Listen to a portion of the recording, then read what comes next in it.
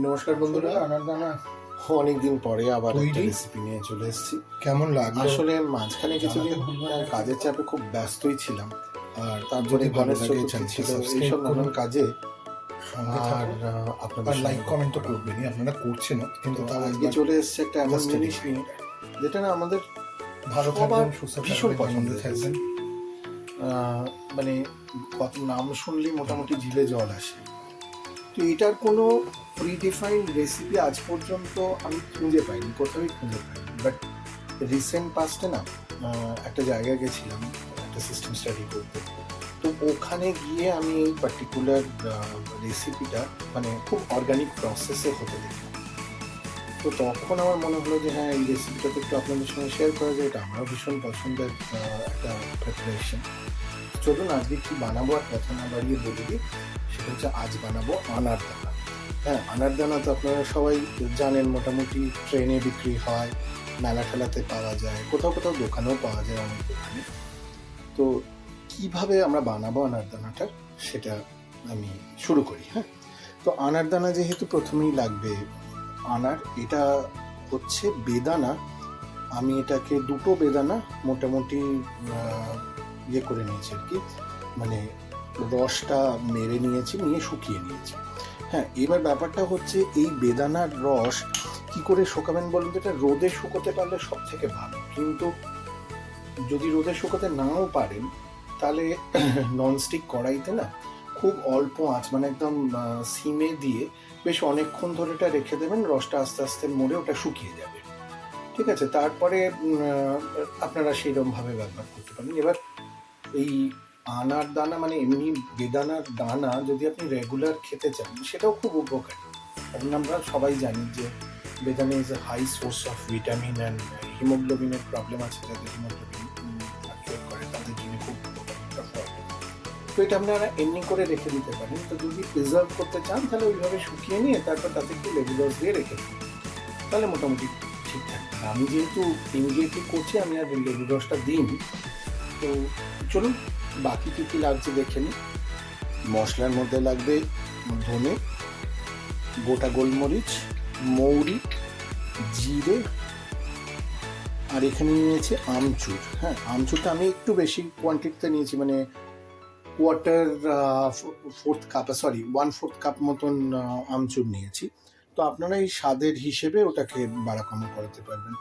আর নিয়েছি হচ্ছে 1 টেবিল চামচ মতন বিট নুন আছে। আর নিয়েছি আদা বাটা, লেবুর রস, এখানে আমি 3টে ছোট ছোট পাতি লেবুর রস করে নিয়েছি। আর এখানে আছে হচ্ছে পাউডার সুগার, হ্যাঁ মানে চিনি গুঁড়িয়ে নিয়েছি। এটা একটু বেশি নিয়েছি এই মধ্যে, তো যেরকম লাগবে ব্যবহার করবো, বাকিটা রেখে দেবো। ঠিক আছে, চলুন এবার পরের ধাপে চলে যাই, দেখি আমরা কি করে আনারদানাটা বানিয়ে ফেলি। চলুন এবার মশলাটা তৈরি করে নিই। প্রথমে গ্যাসটা অন করব, করে তার মধ্যে না ওই যে শুকনো মশলাগুলো রেখেছিলাম, যেমন ধনে, জিরে, মৌরি, এগুলো সব এক এক করে একটু ড্রাই রোস্ট করে নেব। তো এই প্রসেসে না আপনারা গ্যাসের ফ্লেমটা একদম কমিয়ে রাখবেন। কেন বলুন তো? যদি তাড়াহুড়ো করতে যাই তাহলে কিছু কিছু মশলা না কিছু কিছু টেম্পারেচারের ডিফারেন্স ডিমান্ড করে। হ্যাঁ, তো এবার যদি সবগুলোকে একটু ফ্লেম বাড়িয়ে করি তাহলে তারা একটু রোস্ট হতে না কেউ কেউ পুড়েও যেতে পারে, আবার কেউ হয়তো মানে কি বলবো রোস্ট হলো না, এরকমও হতে পারে। তো একটু সময় দিয়ে নাড়াচাড়া করলে মোটামুটি এটা হয়ে যাবে। আর আপনারা তো বাড়িতে ড্রাই রোস্ট মশলা করেন, কাজে এটা আমার আর বলার কিছু নেই, আপনারা জানেন। একটু সময় এখনও লাগবে, আমি হাত দিয়ে দেখলাম তো, মানে এখনও গরমটা ঠিক সেভাবে হয়নি।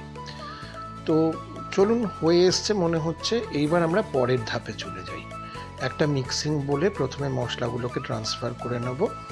ট্রান্সফার করে নিয়ে না তার মধ্যে দিয়ে দেব বিট নুনটা, আর দেব হচ্ছে আমচুর পাউডারটা। এইবার দেব আদা বাটা, আর দেব হচ্ছে ওই মানে বেদানার ওই যে রস মরিয়ে নিয়ে যেটার পেস্টটা বানিয়েছিলাম সেই পেস্টটা দিয়ে দিলাম।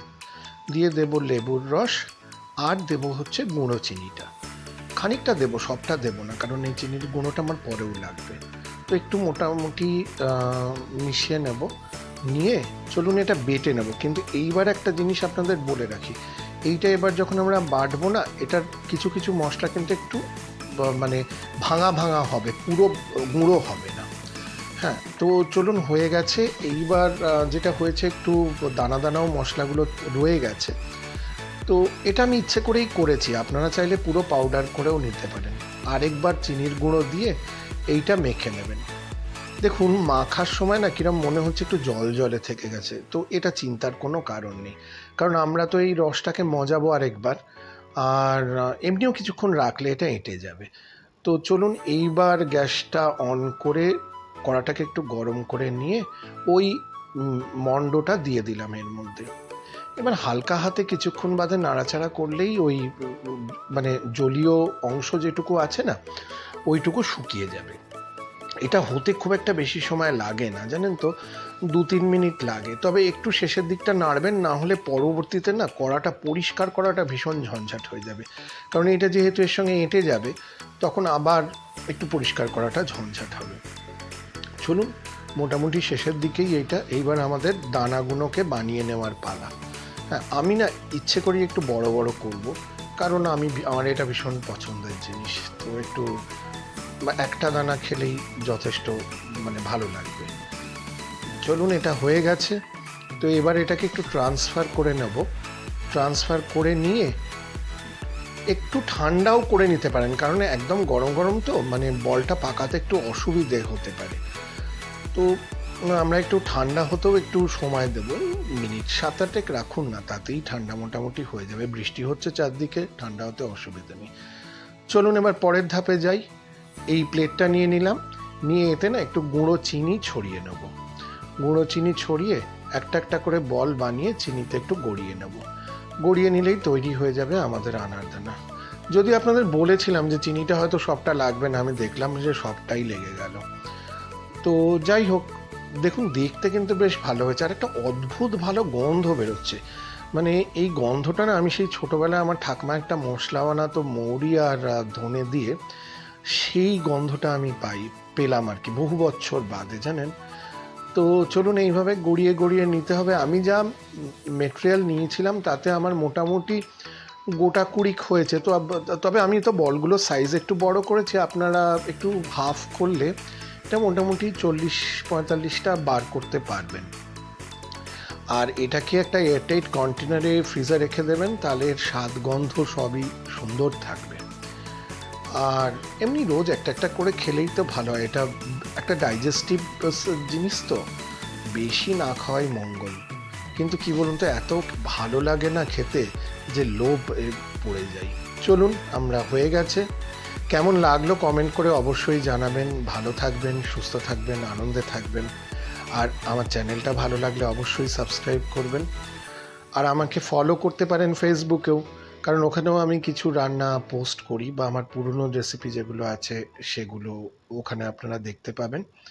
খুব আনন্দে